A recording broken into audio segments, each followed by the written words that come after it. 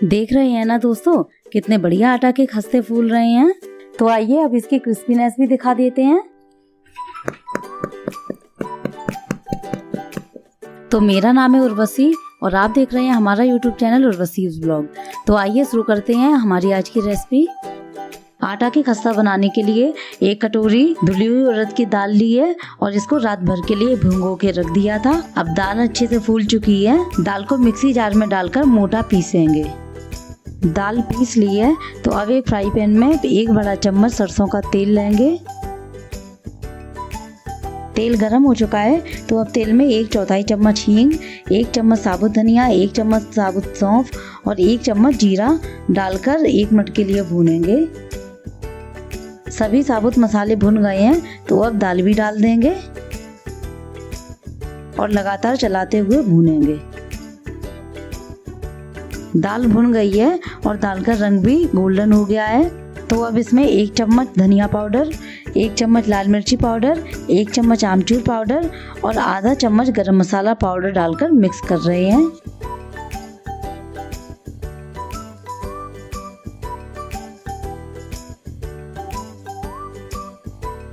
दाल को ठंडा होने के लिए रख दिया है। अब एक बड़े बर्तन में 500 ग्राम गेहूं का आटा छान कर लिया है मैंने। इसमें 1 कप सूजी डाल देंगे, 1 चम्मच बेकिंग पाउडर और 2 चम्मच नमक डालेंगे। आप नमक स्वादानुसार डालें। आटा को अच्छे से मिक्स करेंगे और बीच में एक होल बना देंगे। अब फ्रेंड, आप सोच रहे होंगे कि बीच में होल क्यों बनाएंगे, तो आपको बता देते हैं। होल बीच में इसलिए बना रहे हैं क्योंकि इसमें अभी हम ऑयल डालेंगे। तो यहाँ मैंने 1 कटोरी या फिर 150 ग्राम रिफाइंड ऑयल लिया है। आप इसकी जगह कोई और ऑयल भी ले सकते हैं। अब आटे में अच्छे से ऑयल को मिक्स कर लें। आटे में ऑयल सही है या नहीं, इसको पता करने के लिए आप आटे का लड्डू बनाकर देखें। अगर लड्डू सही बन जाता है इसका मतलब ऑयल सही है, और अगर लड्डू सही नहीं बनता है, टूट जाता है, इसका मतलब अभी ऑयल कम है। थोड़ा थोड़ा पानी डालकर आटे को गूंथकर चिकना कर लें, पर ध्यान रहे आटा ना तो बहुत ज़्यादा गीला रखें और ना ही बहुत ज़्यादा टाइट। कहने का मतलब रोटी के आटे से थोड़ा सा टाइट और पूड़ी के आटे से थोड़ा सॉफ्ट आटा गूंथकर तैयार करें। अब मैंने आटा गूंथकर तैयार कर लिया है तो आटा के ऊपर थोड़ा सा ऑयल लगा रहे हैं जिससे कि आटा ऊपर से सूखे नहीं। अब आटा को हम ढककर रखेंगे 20 मिनट के लिए। 20 मिनट हो गए हैं तो हम इसमें से थोड़ा सा आटा तोड़ रहे हैं और उसका बड़ा सा पेड़ा बनाएंगे। अब इस पेड़े को बेलकर एक मोटी सी पूड़ी बना रहे हैं। अब मैंने इस पूड़ी के छोटे छोटे टुकड़े कर लिए हैं।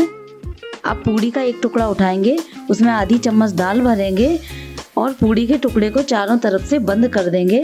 ऊपर जो एक्स्ट्रा आटा होगा उसको हम तोड़कर निकाल देंगे और इस लोई को गोल करके रख लेंगे।